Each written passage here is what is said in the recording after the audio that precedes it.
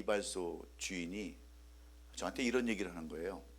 목사님, 저 이제 앞으로 일주일에 2번 쉴 겁니다. 그러는 거예요. 그래서 여지껏 주일날만 쉬었는데 이제 목요일날도 쉬고 그 쉬는 날은 이제 골프를 치겠다고 그렇게 얘기하시는 거예요. 지금까지는 주일날 예배 끝나고 트와일라잇을 치러 가면 시간도 짧고 뭐 이렇게 제대로 공도 못 치고 그러고 오는데 이제 목요일날은 온전히 내 시간으로 삼고 온전히 목요일날은 내 삶을 위해서 살겠습니다. 이렇게 고백을 하더라고요. 그러면서 이런 얘기를 해요.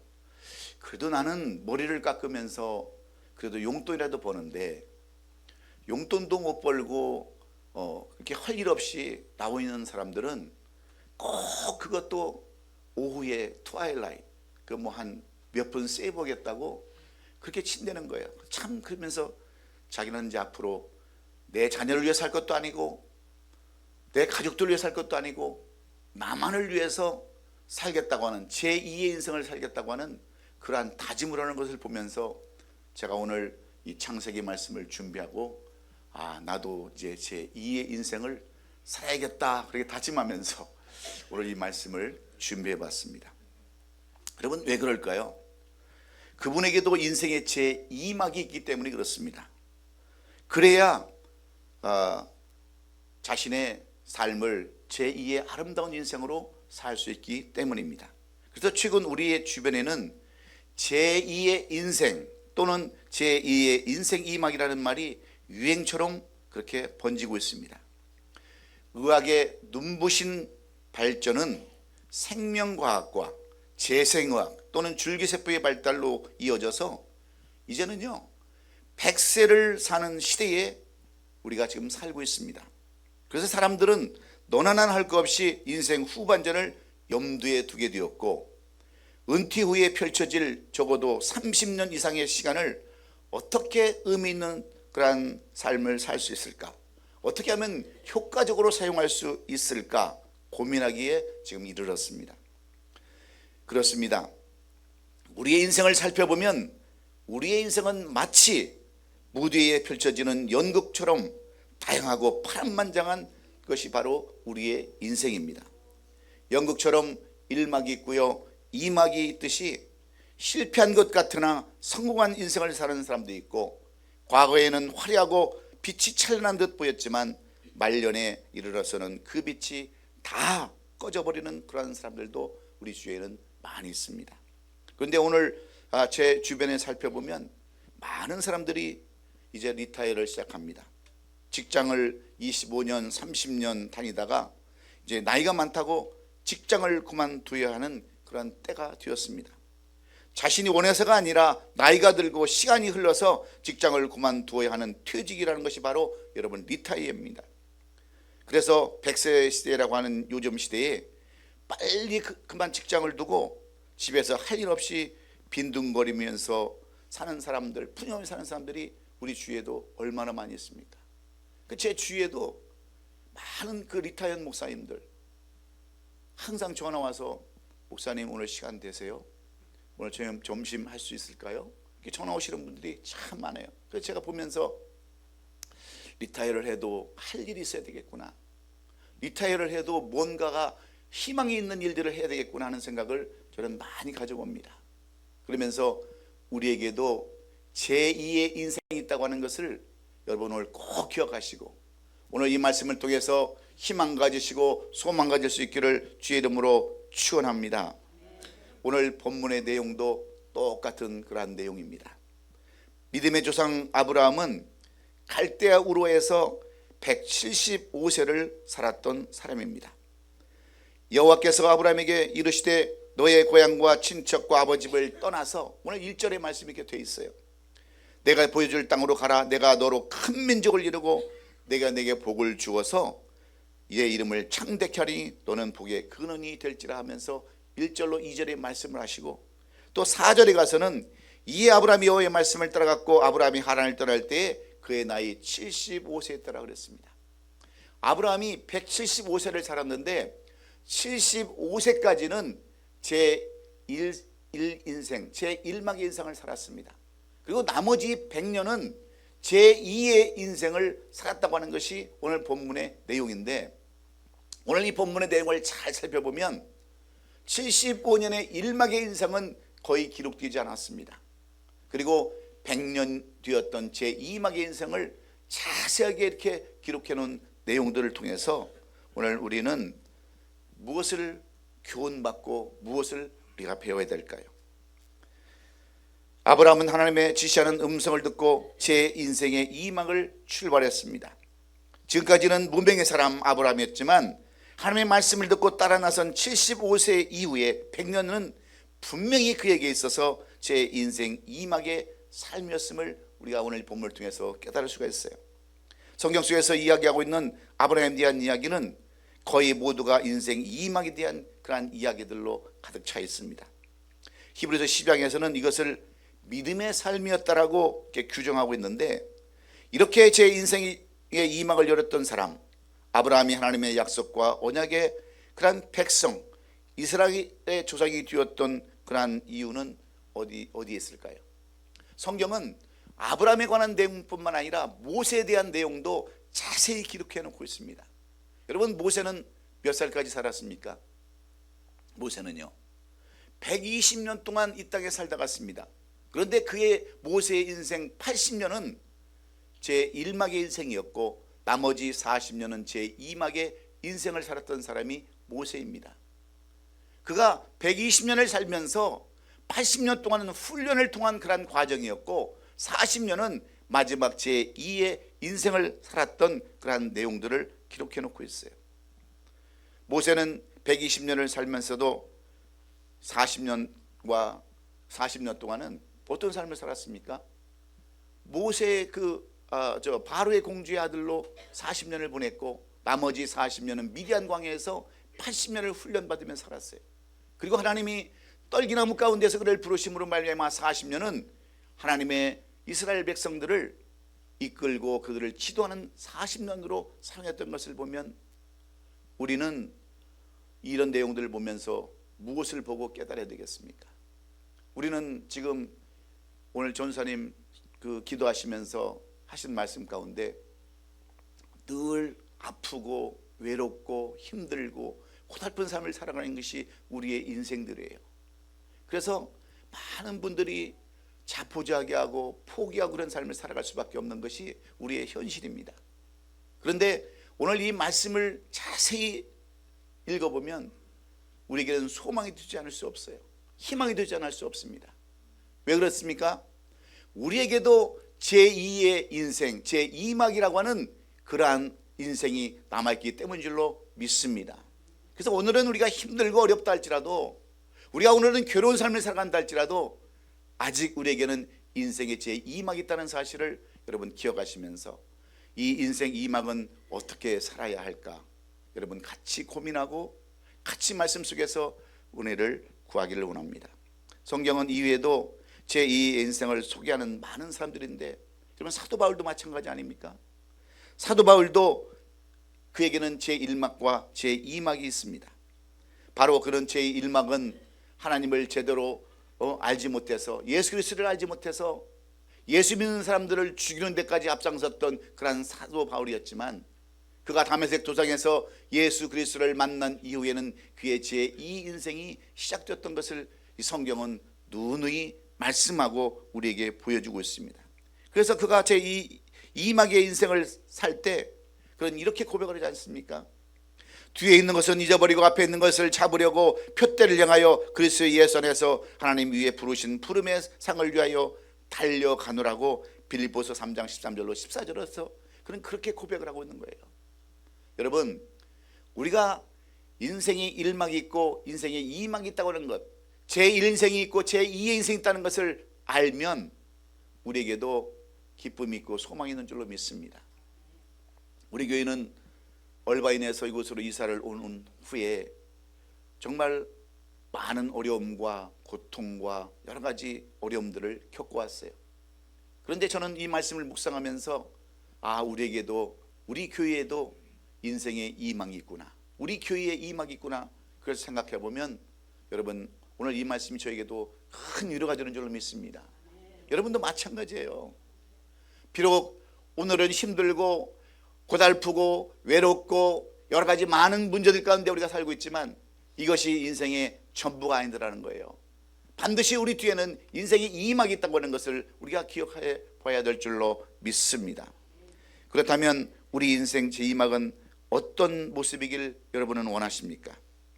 믿음의 눈으로 찬란하게 펼쳐질 우리의 제2인생의 2막을 한번 여러분 기대해 보시기 바랍니다. 오늘 본문에 나온 아브라함도 75세의 나이에 고향 친척 아베 집을 떠나 제2의 인생을 시작하는 그러한 시간이 되었습니다. 내 의지, 내 생각으로는 움직이는 것이 아니라 하나님의 명령으로 인하여 알지 못하는 곳으로 떠나가는 시간이 되었을 때 아브라함의 마음은 마치 정령퇴직을 한 사람처럼 여러분 불안하지 않았겠어요? 저는 이 본문의 말씀을 묵상하면서 저라면 어땠을까? 그 깊이 한번 생각해 보았습니다. 우리도 아브라함처럼 이 미국이라는 나라로 떠나오지 않았습니까? 우리가 살던 대한민국에서 고향을 버리고 친구와 친척과 부모를 다 버리고 이웃들을 버리고 이 미국까지 와서 얼마나 세상 말로 쎄 빠지게 고생을 하고 살았습니까? 예? 뭐 안 해본 게 뭐가 있겠어요? 어떤 분들은 직업을 뭐 20개를 가져봤다 그러고 어떤 분은 30개를 가져봤다 그러고 산전수전 뭐 다 겪어봤다고 하는 것이 여러분 이민 생활 아닙니까? 누가 여러분 이민 오고 싶어서 왔어요? 다 하나님의 인도하심 가운데서 제 인생의 1막을 여기서 시작하게 하고 이제는 제 2막의 인생을 시작하게끔 여러분들을 이곳으로 불러준 줄로 믿습니다. 그래서 우리 나름대로의 제 인생의 이민의 그러한 삶을 우리가 살게 되었는데 아브라함의 마음을 우리가 충분히 이해할 수가 있는 것은 아브라함은 가나안 땅으로 가라는 하나님의 명령에 순종하면서 그 길을 떠났지만 그 길은 두렵고 험한 길이요 한 번도 가지 못하는 그런 걱정의 길을 그런 제2 인생을 향해서 나갔다고 하는 것이 오늘 이 본문이 우리에게 주는 내용입니다. 여러분, 사람은 누구에게나 꿈과 비전과 소망이 있습니다. 자식은 부모에게, 부모는 자식에게, 남편은 아내에게, 아내는 남편에게, 교인은 성도에게, 성도는 교회에게 원하고 바라는 것들이 다 있어요. 그런 것들을 이루려면 성경은 우리에게 여러분 무엇을 요구하고 있는 줄 아십니까? 그것은 바로 여러분 믿음인 줄로 믿습니다. 누가복음 18장 8절에 뭐 말씀하고 있어요? 인자가 올 때 세상에서 믿음을 보겠느냐 여러분 묻고 있습니다. 그렇다면 우리에게 한 가지 여러분 질문을 해보겠습니다. 여러분에게 인생에 있어서 가장 아름다울 때 그때가 여러분은 언제라고 생각하세요? 여러분 인생에서 가장 아름다울 때 그때가 언제예요? 대답이 없는 것은 질문이 질문 같지 않거나 뭐가 여러분 가장 아름다울 때 언제예요? 찬양할 때. 어떤 분은 찬양을 할 때, 어떤 분은 기도할 때. 그런데 우리 인생에서 가장 기쁠 때는 주님이 은혜 가운데, 하나님의 은혜 가운데 하나님의 인도하심을 받을 때가 여러분 가장 아름다울 때인 줄로 믿습니다. 주님이 내 인생의 주인이 되셔서 나를 인도해 주실 때가 가장 아름다운 거예요. 그렇다면 여러분들의 삶의 주인은 누구인가를 우리가 알아야 합니다. 아브라함은 자신의 삶의 주인을 하나님으로 생각하고 살게 되었어요. 75세 이전에는 자기 마음대로 살았지만 75세 이후 때는 하나님의 인도하심을 알게 되면서 제2의 인생을 이렇게 살게 된 것입니다. 그래서 그는 아름다운 제2의 인생을 살게 되었는데 성경은 많은 사람들이 하나님을 만난 사람들 이후에 그 변화된 제 인생의 제2의 인생을 사는 사람들을 얼마나 많이 소개하고 있습니까? 오늘 우리가 소개했던 아브라함뿐만이 아닙니다. 모세뿐만 아니에요. 또 사도 바울뿐만 아닙니다. 스데반도 그랬고 많은 주의 종들이 바로 제2의 인생을 살게 된 것이에요. 저도 제 자신의 삶을 살펴보면요, 저는 처음에 미국에 와가지고 실망을 너무 많이 했었어요. 아니 이게 미국인가? 이렇게 뭐 흑인들도 많고, 제가 텍사스로 유학을 가서 공부를 하는데 흑인들도 정말 많고 막 도둑질도. 이사를 처음 갔는데요, 다음에 아침에 학교를 갔다 와 보니까 문이, 창문도 열려 있고 집문도 다 열려 있는 거예요. 그 불쌍한 가난한 유학생 집에 뭘 훔쳐갈 게 있다고 흑인이 들어와가지고 그냥 숟가락만 남겨놓고 다 가져갔어요. 온 지 얼마 안 됐는데. 그래서 결혼할 때 받았던 시계도 롤렉스라고 있었는데 그것도 없어져 버렸어요. 그리고 그 당시 VA라고는 그게 있었어요. 그 비디오. 근데 그거를 이제 겨우겨우 하나 사가지고, 애가 이제 있으니까 그걸 하나 사서 놨는데, 이 경찰이 그 얘기를 그렇게 하는 거예요. 너 시리얼 넘버 아니야? 이 시리얼 넘버를 알면 찾을 수 있는데 이 시리얼 넘버를 모르면 못 찾는다는 거예요. 여러분, 롤렉스 자기가 타고 다니는 그 롤렉스 시리얼 넘버를 적어놓은 사람이 세상에 어디 있습니까? 그런데 그 VHS라고 하는 그 비디오, 그거는 박스를 안 버려가지고 그게 남아있는 거예요. 그래서 경찰한테 리포트를 했어요. 근데 한참 한 달 있다가 경찰이 연락이 왔어요. 네 비디오를 찾았다는 거야. 흑인이 전당포에다 맡겼는데 네 거라는 거야.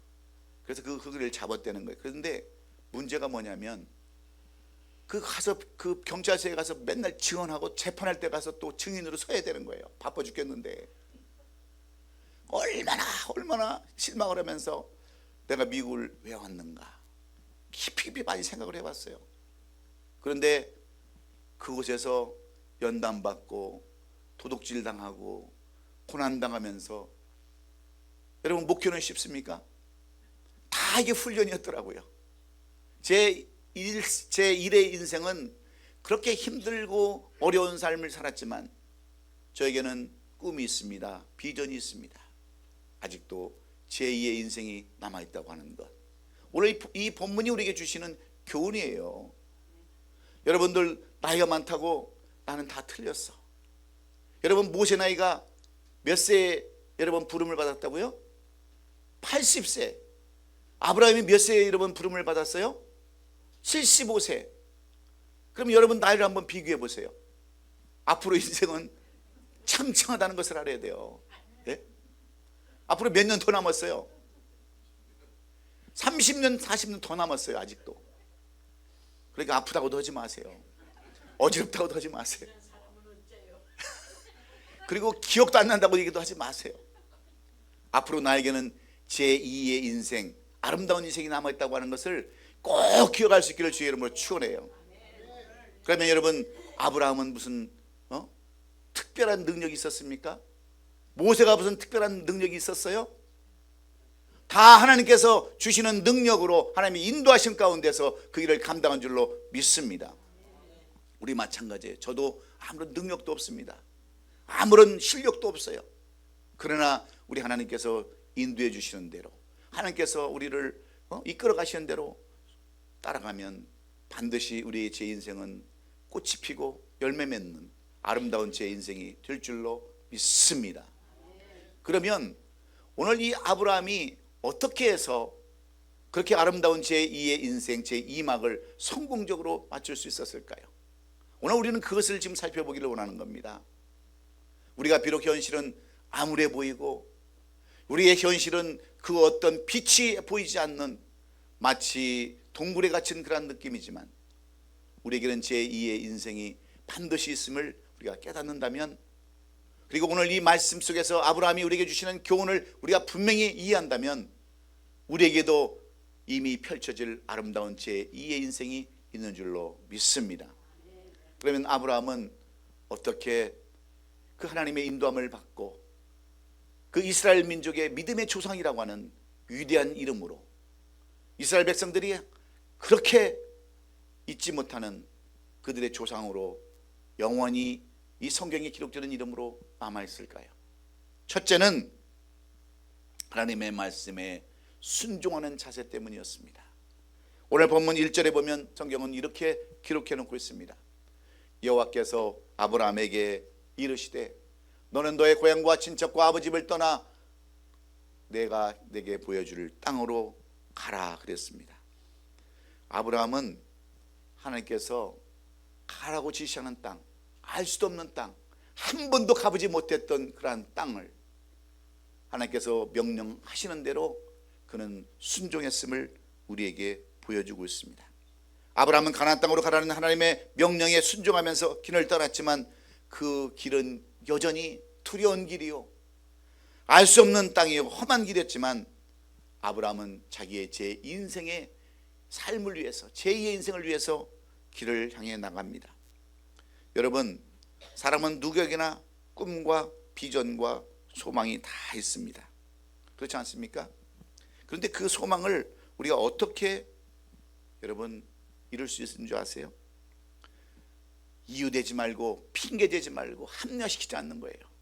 아브라함은 하나님께서 그에게 나타나셔서 너는 내가 지시하는 땅으로 가라 했을 때 한 번도 이유되지 않았어요. 핑계대지 않았습니다. 그저 그 말씀대로 순종을 했어요. 그가 가는 그 땅은 낯선 곳입니다. 말도 통하지 않는 곳이에요.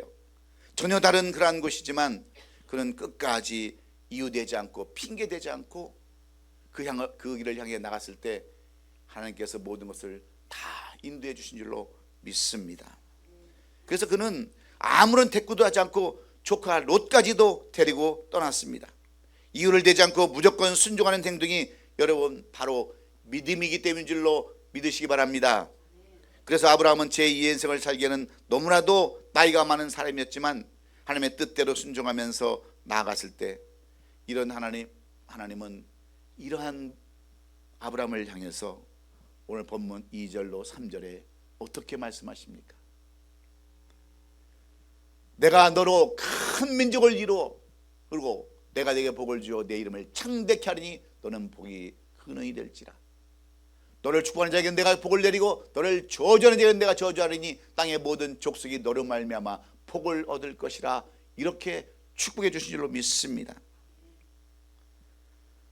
성경은 이와 대조적인 한 사람을 우리에게 소개하고 있는데요, 그 사람이 바로 이스라엘의 초대 왕이었던 그러한 사울이었습니다. 사울은 아버지 기스의 당나귀를 잃어버리게 되자 그 당나귀를 찾기 위해서 3일 동안을 아무것도 먹지 않고 아버지 말씀에 순종해서 그 당나귀를 찾아 나섰습니다. 무조건 순종했어요. 그럴 때 하나님께서는 순적히 사무엘이라는 사람을 만나게 하고 사무엘로 하여금 기름 붓게 하셔서 이스라엘의 초대왕까지 되었어요. 그런데 나중에 그의 삶이 어떻게 변합니까? 불순종으로 변하기 시작합니다. 자기 마음대로, 자기 뜻대로 마음대로 제사도 드리고 자기 마음대로 그러한 삶을 살아갔을 때 여러분 사울왕의 최후가 어떻게 됩니까? 블레셋과의 싸움에서 자기 아들들과 함께 죽임을 당하잖아요. 가족이 다 멸절을 당하지 않습니까? 순종과 불순종의 차이는 바로 여기에 있는 거예요. 이렇게 큰 차이가 있는 거예요. 그러므로 오늘 하나님이 주시는 말씀대로 여러분 끝까지 순종해서 제2의 아름다운 인생을 살아가는 저와 여러분 될 수 있기를 예수님의 이름으로 축원합니다. 두 번째로 아브라함이 왜 그토록 그렇게 위대한 인생을 살게 되었는지, 이스라엘 백성들의 위대한 그런 믿음의 조상이 될 수 있었던 두 번째 비결은 그가 하나님을 전적으로 의지하고 모든 것을 맡겼기 때문에 그렇습니다. 오늘 본문 2절로 3절에 이렇게 하나님은 말씀하고 있지 않습니까? 너로 큰 민족을 이루고 내가 창대케 해주겠다. 내가 너로 말미암아 복을 얻을 것이라. 모든 족속이 너로 말미암아 복을 줄 것이라고 하는 이 약속의 말씀을 철저히 믿고 그런 그 말씀에 순종해서 나갔을 때 하나님은 그대로 이루어진 줄로 믿습니다. 여기에 우리가 필요한 게 있어요. 우리는 항상 좋은 쪽으로만 생각을 합니다. 우리가 성경의 이 말씀을 창세기부터 요한계시록까지 살펴보면 얼마나 하지 말라는 말도 많이 있습니까? 하라는 말도 많이 있지만 하지 말라고 하는 말씀도 수없이 있어요. 그런데 우리는 대체적으로 좋은 쪽만 생각하고 나쁜 것은 여러분 말씀을 쳐다보지도 않아요. 그런데 여러분 아브라함은 어떻습니까? 하나님의 말씀이 좋든 나쁘든 전적으로 그 말씀에 순종하고 그 말씀을 의지합니다. 여러분 하나님께서 약속하셨던 가나안 땅이 정말 하나님께서 말씀하신 대로 젖과 꿀이 흐르는 땅이었겠습니까? 이스라엘 백성들을 40년 동안 광야에서 방황하게 하다가 하나님께서 약속하셨던 그 가나안 땅은요 절대로 젖과 꿀 흐르는 그런 땅이 아니었어요.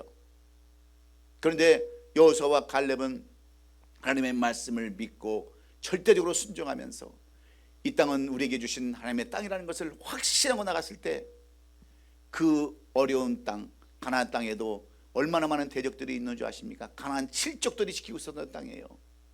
그래서 그들은 하나님의 그 약속의 말씀을 붙들고 그곳에서 그 적들과 싸우면서 그 땅을 나중에 차지할 수 있었던 비결이 뭐냐면 하나님의 절대적인 말씀을 순종하고 붙들었다는 사실입니다. 우리도 마찬가지예요. 때로는 우리가 힘들 때도 있습니다. 고난받을 때도 있어요. 어려울 때도 있습니다. 교회가 부흥이 안 될 때도 있어요.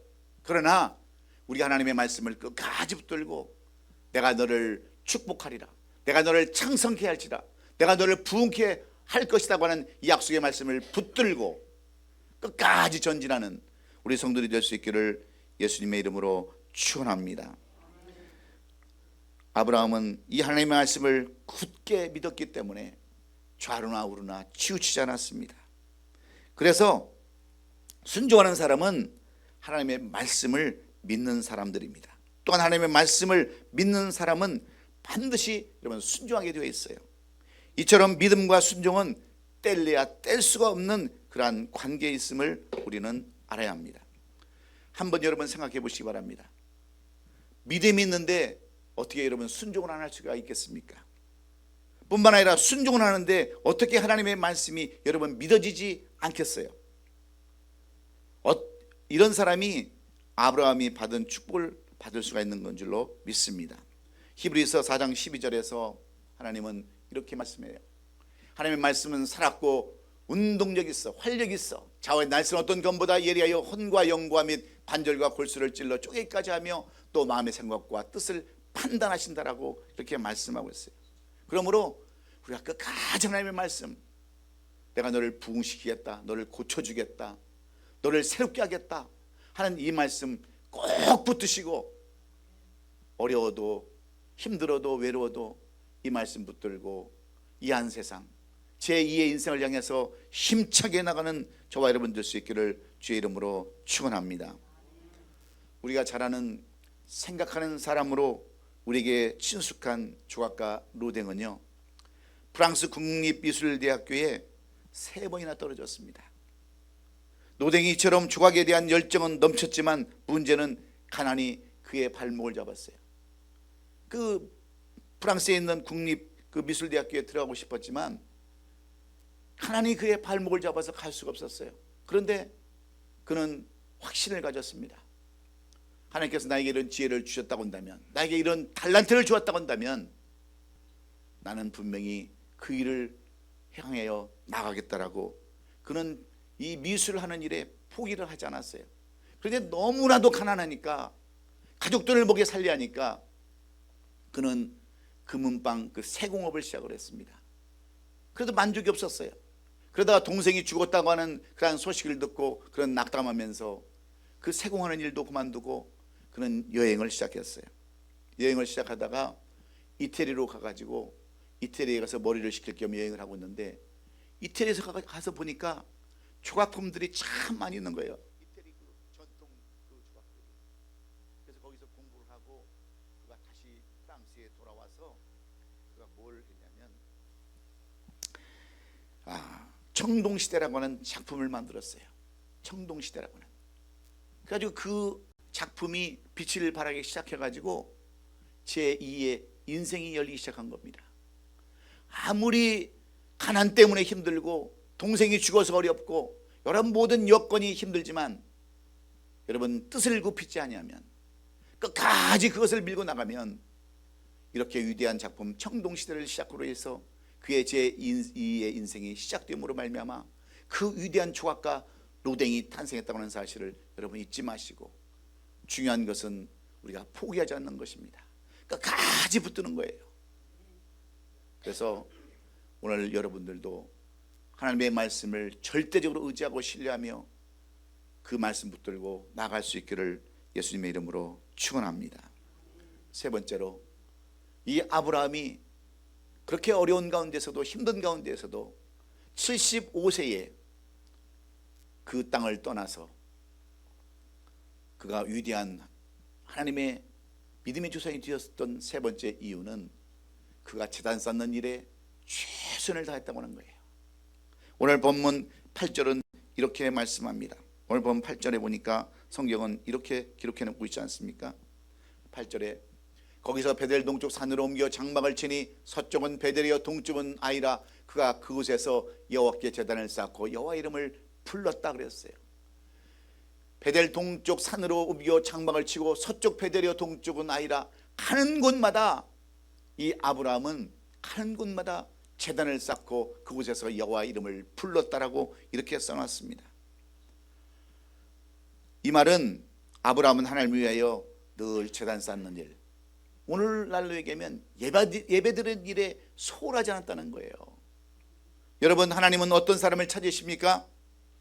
어떤 사람에게 아름다운 제 인생을 여러분 살게 하십니까?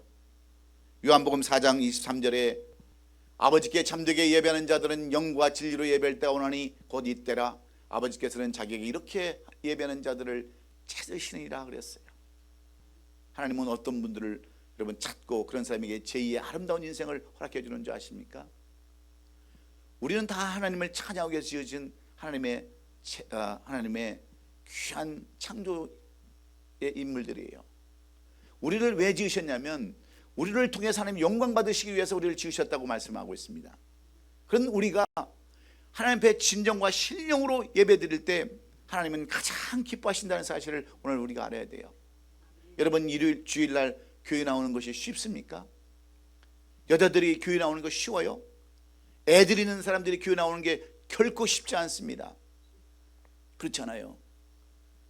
그럼에도 불구하고 이 주일날 그래도 옷단장하고 꽃단장하고 얼굴에다가 포장도 하고, 그래서 이렇게 나와서 예배 드리는 것 하나님이 너무나도 기뻐하신다고 하는 사실이에요. 근데 아브라함은 그 하나님이 기뻐하시는 것이 무엇인가를 제대로 알아서 가는 곳마다 제단을 쌓았다고 하는 이 사실, 오늘 우리도 기억해야 될 줄로 믿습니다. 여러분, 오늘 그냥 이 자리에 오신 것이 아니에요. 하나님께서 여러분을 다 인도하시고 교회 갈 마음을 허락해 주시고 이곳까지 인도해 주셔서 찬양할 때 여러분에게는 반드시 제2의 인생, 제2의 이막이 펼쳐질 줄로 믿습니다. 그래서 오늘은 힘들었어요. 지난주까지 힘들었어요. 어려웠어요. 그러나 반드시 2주간은 여러분에게 기쁨과 소망이 넘쳐날 줄로 믿습니다. 1480년 포르투갈에서 출생한 한 사람이 있었습니다. 그는 30세에 군대에 입대해 가지고 전쟁에 나갔다가 그만 평생 다리를 못 쓰는 상위군이 되었어요. 그러니 여러분, 젊은 사람이 다리를 다 잃어버렸으니 무슨 소망이 있었겠습니까? 상심한 그는 국적을 버리고 스페인으로 건너가서 그곳에서 신앙을 갖게 되었고, 그런 날마다 하나님 앞에 예배드리는 삶을 살게 되었습니다. 그리고 스페인의 인도원정대의 대장을 맡게 된 후에는 늘 하나님 앞에 제사드리는, 예배드리는 그런 삶을 쉬지 않았어요. 그런데 놀랍게도 그에게 그 후로부터 제2의 인생이 시작되었습니다. 그래서 그는 원정대를 이끌고 필리핀에 있는 그러한 막탄섬에 도착했는데, 이 막탄섬의 원주민들과 전쟁을 벌이다가 불행하게 그는 거기서 전사를 하게 되었습니다. 그의 이름은요, 마젤란이라는 사람이에요. 비록 그가 꿈을 가지고 하나님 앞에 늘 제단을 쌓았지만 그는 그 전쟁에서 목숨을 잃었지만 그 배가 다시 돌아와서 최초로 세계 대원정을 했다고 하는 이름으로 남게 되었고, 대항해가라는 명예를 얻게 되었으며, 또 아메리카 대륙과 남쪽 바다를 그의 이름을 따서 마젤란 해협이라고 이름을 이렇게 지을 수 있었던 그러한 유명한 사람으로 남게 되었습니다. 하나님은 비록 그의 인생이 짧은 인생으로 막을 내렸지만 예배하는 사람, 하나님을 경외하고 하나님을 찬양하는 그런 사람들에게 영원히 잊히지 않는 그러한 이름으로 남게 하셨다고는 역사적인 사실을 통해서 오늘 여러분도 예배